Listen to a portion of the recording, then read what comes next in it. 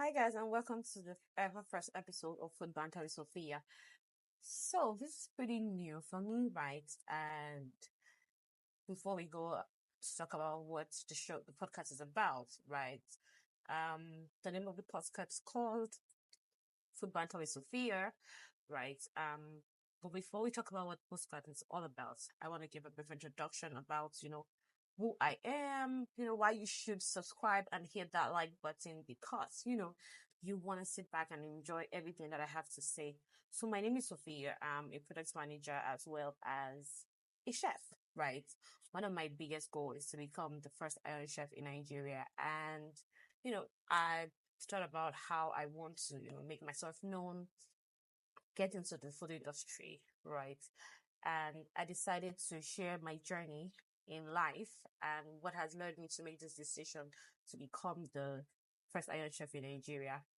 And what about me? What about me? I like to swim. I love watching movies. That's one of like my go-to relaxation. But a lot about me, enough about me rather. And let's talk about the podcast called Food Banter with Sophia, right? What is it all about, right? Food banter is just your casual chit chat, laid back conversation about everything food, right? Whether you are a food lover, you're a kitchen wizard, you just like everything that has to do with food because food is life. I'm a foodie. I like food, right? And, just want to learn those tips, history, origins, fundamentals of food cooking.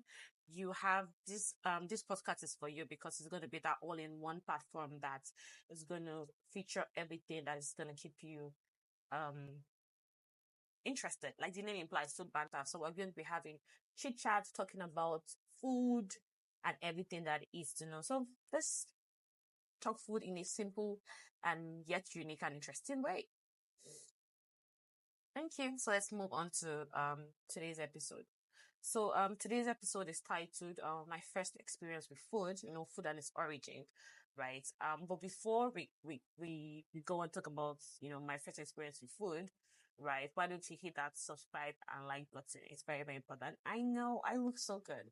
So I have this thing where I wear one ear of my earrings, right? And the other one like a different colors, more or less like a swag that I actually do like. Mostly because most of the times I wear like like side part hair and sort of like makes only this part of my ear shows and just feels like why do I have to wear both of the earrings? I'm doing a lot of hand gesture because I also like my nails. Yes. Well, anyways, so let's dive right into it. I want to welcome everybody to this amazing delicious journey down memory lane for me because we're going to be talking about my first encounter with food, my first experience with food, what it is about, how did I feel, and every other thing. So just stay tuned to Food Banter with Sophia and let's dive into the culinary roots of culinary adventures, right? So my first contact with food, right, exploring the origin.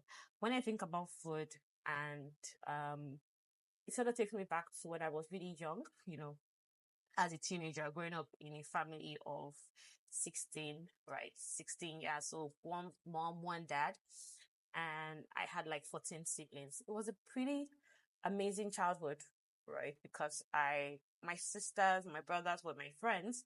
We sort of had this bond between family because we didn't have any other person. And when you think about it, you have a really large number of people to even play with. So, we have this thing where, you there's like a division of who stays in the store and who stays in the household. Like when you're in the store, you get to manage everything that has to do with the household. Rather, when you're in the household house, right, you get to manage everything that has to do with the household, from cooking to cleaning to just ensuring that everything's fine. And when you're in the store, you have to, do the same thing for the store. You're like the caretaker for the store too. So every time that it was usually my week to stay in the house and sort of like arrange the house, take care of food and everything, right? I found out that I was really, really, really looking forward to it, keeping the house tidy, making sure that food is ready and everything. But I pretty much like cleaning when I was way younger than actual cooking though. even though I wouldn't say I was so great at cooking at my teenage because um my teenager era, because it was sort of like a pair. I had to be paired with like my elder sister, so it's like when you're in the kitchen, there's somebody to supervise and make sure that everything that you're doing is all well and good, right? So that whole experience of having to take care of the entire household, cooking, sort of made me realize that I actually do enjoy cooking. But my love for food actually started from when I was in universities, right? I had no other choice. I had to cook for myself and, every other thing. So when I think about my earliest memories of food, it boils back to, how I grew up, my household, and every other thing. But if I want to go down to, the food itself, and what was the first food that I had that made me say, oh wow, like, yes, like, I really like this food. I really like food. That something that I want to explore, and every other thing is yam. Yam and egg sauce. Like, it sounds pretty much basic, right? But growing up in a household where you were taxed to eat a whole lot of things, and when your favorite food actually comes, which was like the first time that I had like soft yam. Oh, that reminds me. So my dad actually does this new yam festival thing where there's white yam. I don't know if anybody else knows about it. I'm pretty sure a lot of people do this in their household, right? Not a lot of people, but some people, maybe people from the east, and maybe people on my side, right? So there's this new yam festival thing. The yams are really soft and white, and you sort of like balls them. We make pounded yam, we make pepper soup, and there's like this part where we boil the yams, and then it's separated into two. One is white with salt, and then one is with oil. Like, yam and oil is a banger every fucking time, man. So that was like my first ever sumptuous experience with food, that I was like, oh my god, like, food is life, right? I really did love food. I really do love food, like, and I actually really want to explore and see what is in store for me.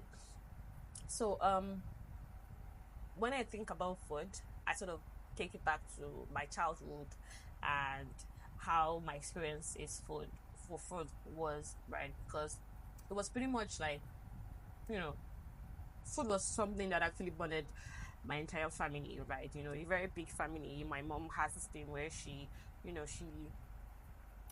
she sort of like cooks and gives to her mom, and my dad also sort of like cooks and gives to his dad. It's like their tradition on what they believe in, and it was pretty amazing because it was something that we never really lacked at home. Food. My dad likes food. My mom likes food. So whenever my dad is coming back from work, there's always something to snack on, something to eat, and yeah, I would say that my experience as a child and food was amazing because I wasn't one of those kids that I was quite fortunate, right? I could eat whatever I wanted to eat, you know, and that was amazing when I think about it right now, because when you have conversations with people and then you talk about food that you ate when you were little, you find out that there were people that didn't even get to eat as much, or were starved at some points in time. But those little things, when you think about it, you sort of like take them for granted as a then. But now when I reflect and think about how of a hero my dad was, and how it sort of like made food nothing for me, right? It sort of makes me more grateful to the family that I have, to God, and just to life in general, right? So my childhood experience was really amazing with food, and my first ever experience with my earliest memories of food as a kid, right, or a teenager, that made me fall in love with food was when I had really fresh Abuja yam, soft white Abuja yam with oil. Like, that thing is amazing. Just salt and oil, like, it just takes you to like another world entirely. Like, it's soft, it's sumptuous, it's delicious, right? So I will be reading some things about what my friends had said about their food experience, right? What was like their first ever encounter about food, and what how they felt, or what the food is and how old we're there. So let's just dive right into it. So this was from one of my friends, Shaliwa, right? So I was, asking around on me, right? What was her ever first experience with food? And then she told me that it was more or less like the first time she had fried fish. Like it's crazy when you think about these things, because you don't really stop to think about what was the first food you ever had that made you fall in love with food, and it sort of made you feel like, oh yes, that's I love food and every other thing. Because you would sit down and think that everybody actually does love food, but there are people that struggle to eat, and there are people that they don't necessarily like food. So liking food and being able to eat is a flex, man. It's a big flex. So she was like, so my earliest memories of food is when I had fried fish with my mom, and I kept on asking her that she should give me that fish that tastes like meat. So it's like it's crazy, because she said she was 18 and like she had like a really sumptuous fish for the very first time, and it sort of made her feel like heaven. And then she kept asking her mom about that fish that tastes like meat. I think maybe because it was strong, or I don't really know the particular kind of fish, but if I'm to think about it in this age and time, I would say maybe egg or Titus, something Titus. So are you team meat or fish though? For me, I really love fish. But when I think about it though, I say I really love fish. I enjoy eating fish, but I do not eat fish all the time, right? Maybe because of the kind of fish that is available to me. I've not really explored other kind of fishes that I would like to eat on a daily basis.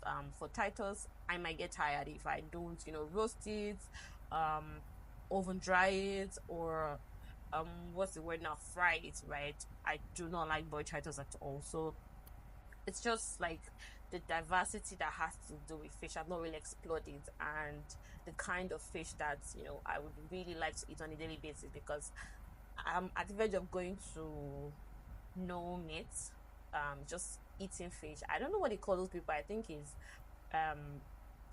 Presbyterian or something like that. I don't know if I'm wrong or right, but I'm going to check that. Let me just even check right now, Seth, what they call people that actually just eat. Presbyterian, I got it. Yeah, that's true. Go girl. So going back to one other of my friend and what they said about their very first experience with food, we had like another yam lover. Like it was really amazing, because when this person said that they actually do like yam, right, I was sort of like amazed, because like their first ever experience was with food was yam. I was sort of like amazed, because it was like, oh wow, like this was something that people actually do like, just like me. And he was like yam and oil, just like the one I had said, right? But mine is kind of like devices, the yam and oil and yam and egg. That was like my very first experience with food and every other thing. So I'm just gonna be going through my chats and see what my friends had to say about food. So I have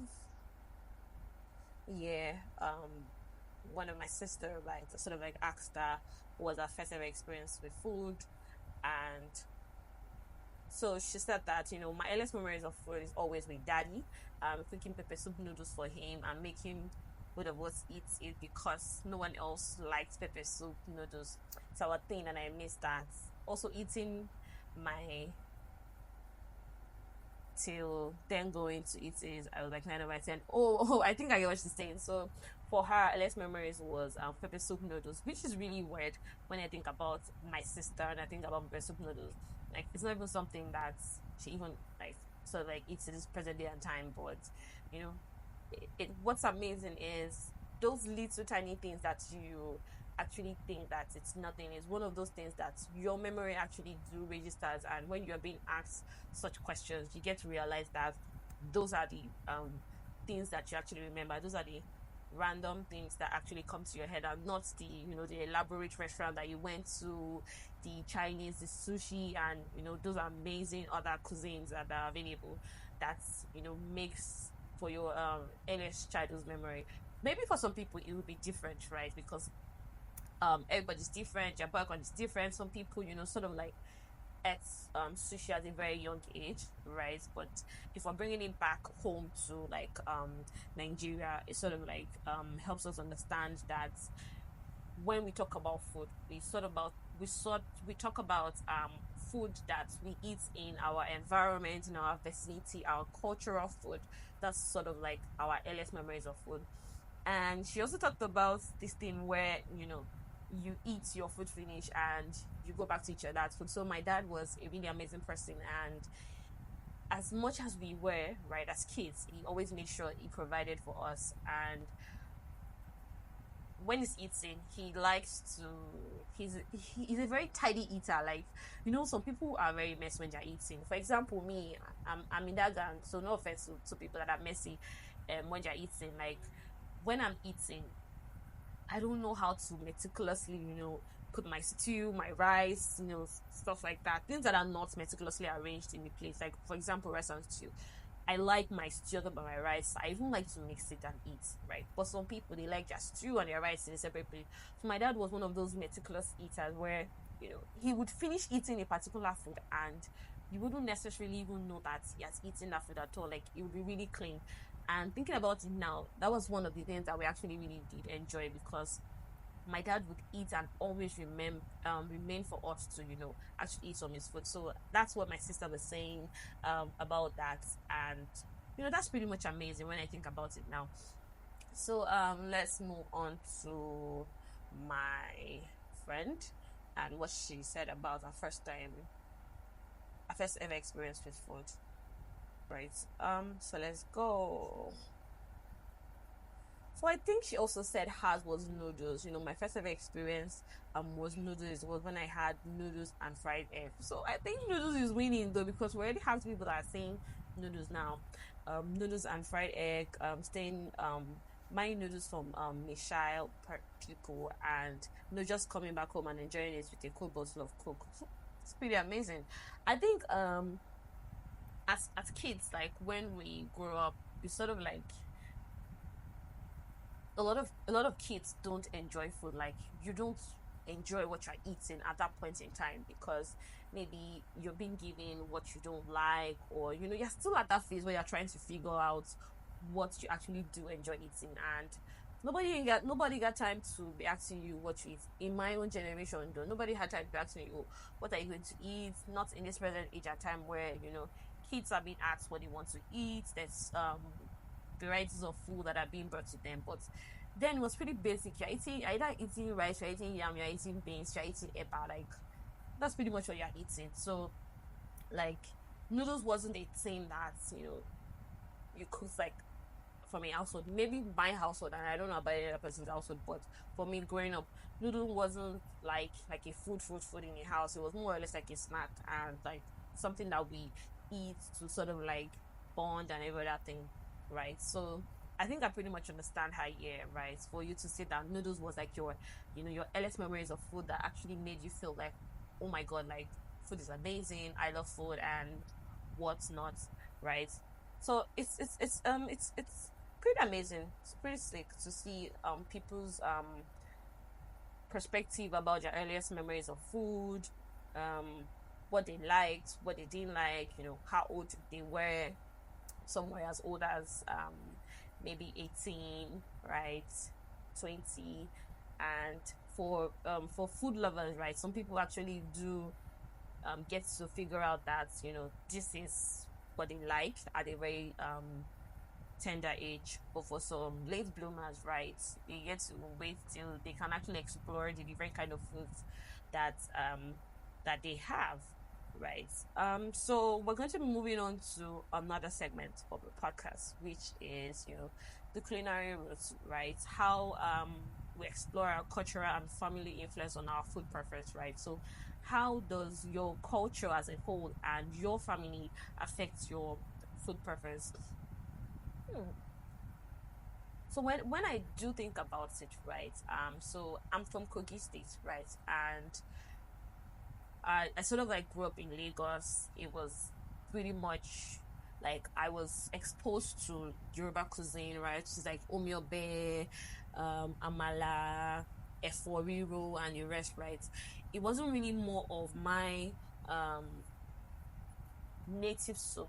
But one thing that my mom actually did was it my mom?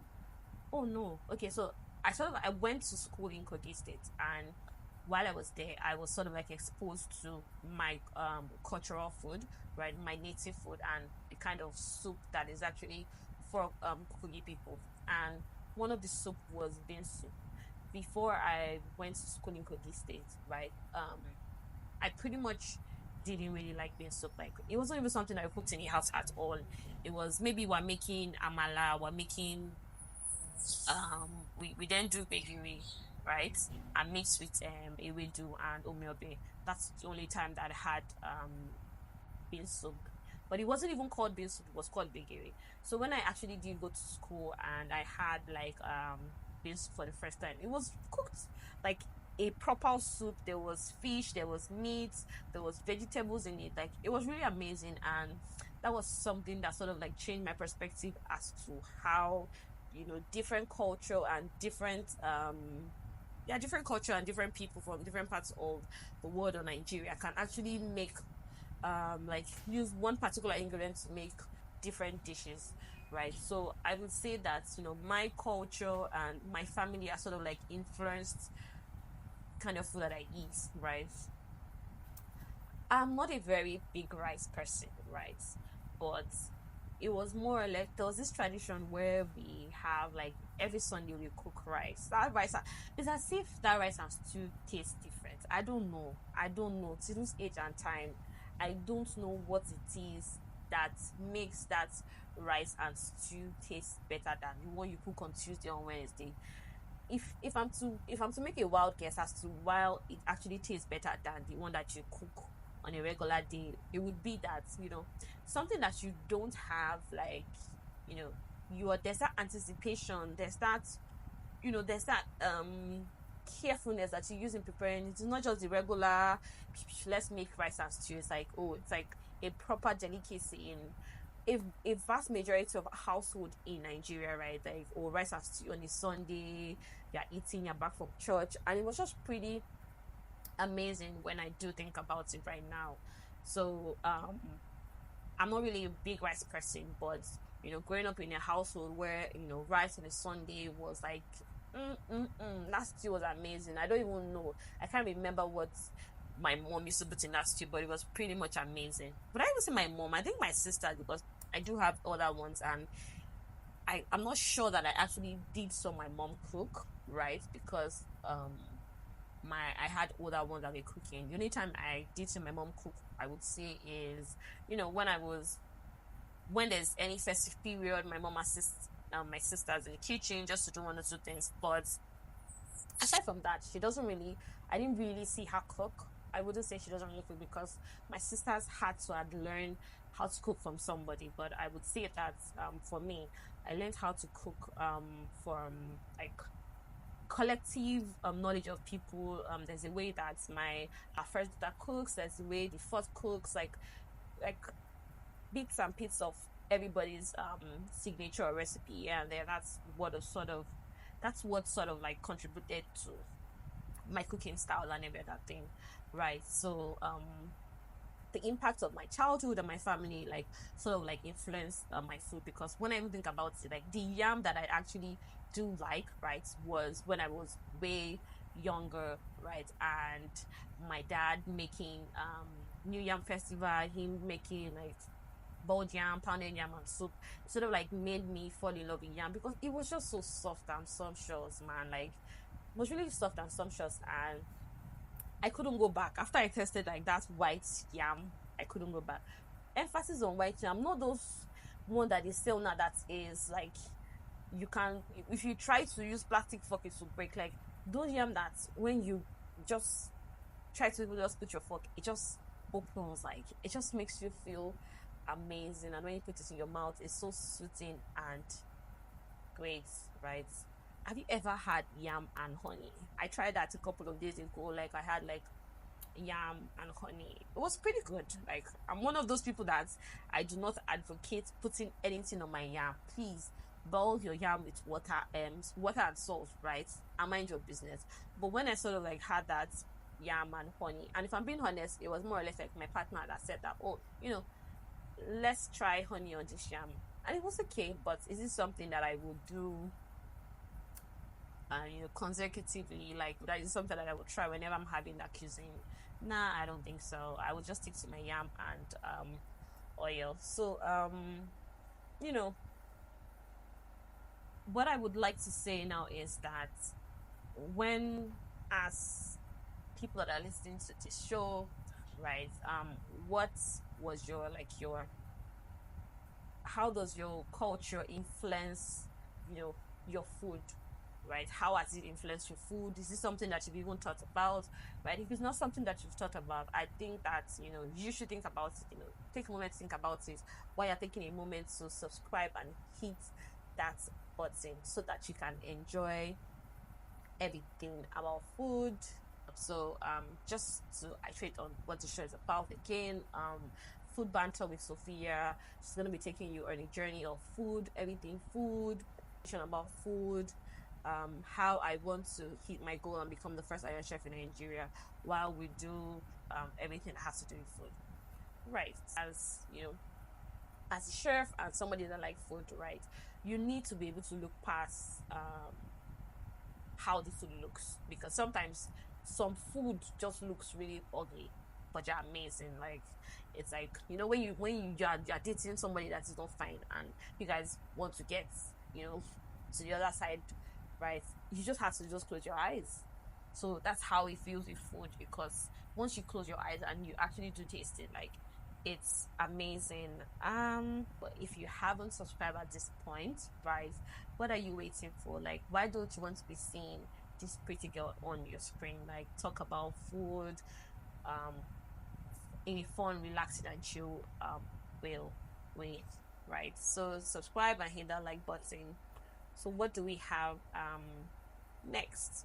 Right, for me, when I think about food and its diversity and like global cuisine in general, right, which is why I said that I want to become the first Irish chef in Nigeria. Like, food is amazing. Food from every part of the world, right, is amazing. Like, it's like that richness, that taste that you get from olive, you get from yam, you get from pasta, you get from, like, it's just amazing. And it's something that brings every nation together, like everybody, whether you are, whatever your race is, whatever you speak, like, it just brings us all together. Like, for that moment where you are eating, you are having merriment and there's food involved, like, you forget anything, you forget everything, you forget that your enemy is with you, which is why they say, let's wine and dine together. Like, whining and dining is something that people would always love, and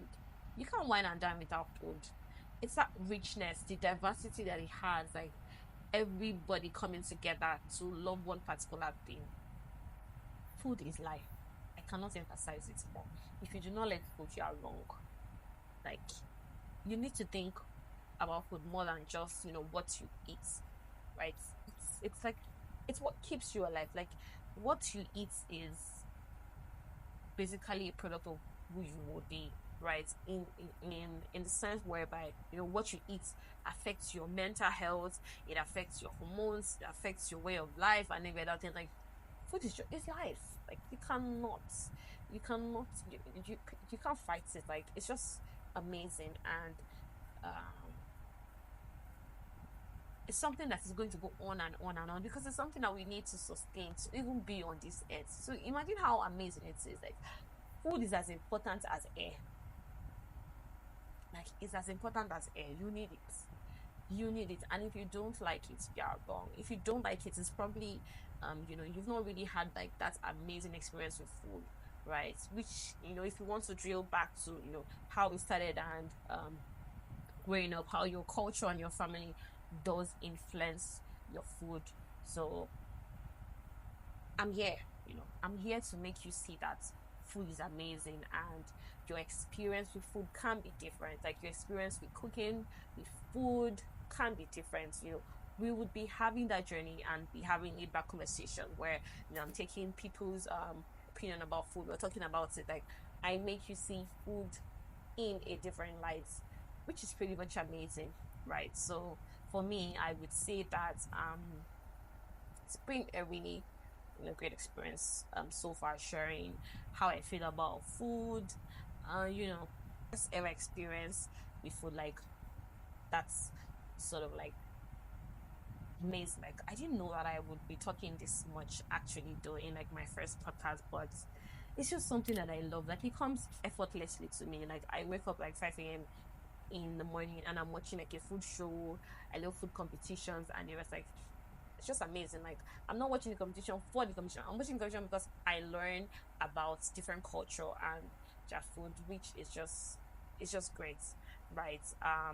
So at this point, right, I would say thank you for tuning in and hearing me rant, hearing me bant about food, my first experience with food, the origin, um, every other thing that I have said. It's been an amazing journey so far, and I hope that I see you next time, where you have subscribed, right? So you should subscribe. If you have not subscribed, you are wrong. You are wrong. So subscribe, and let's make the overall goal. I remain your ever loving host, Sophia the First, right? Mwah. Bye guys, and enjoy the rest of the day. Until next time, let's keep conversations. Let's keep stirring conversations and creating sumptuous memory as we banter with Sophia. Bye.